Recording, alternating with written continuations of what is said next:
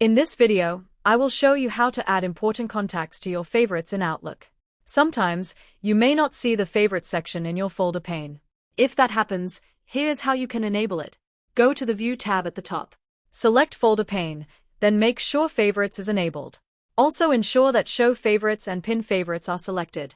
Once enabled, the Favorite section will appear on the left side of your screen. Now, let's look at how to add someone to your favorites. One way is to click the three dots next to the Favorite section and select Add Favorite.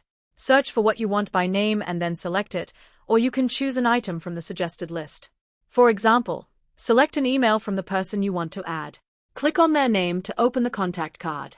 Then select the three dots for more options. If the person is not already in your favorites, you will see an option to add to favorites. Click that option, and the contact will appear in your favorites list. This allows you to quickly access their emails, and their messages will be easier to find. Another way to add favorites is through the People section. Go to People, where you will see your contacts list. Select the contact you want to add as a favorite. Then, from the top panel, choose Add to Favorites.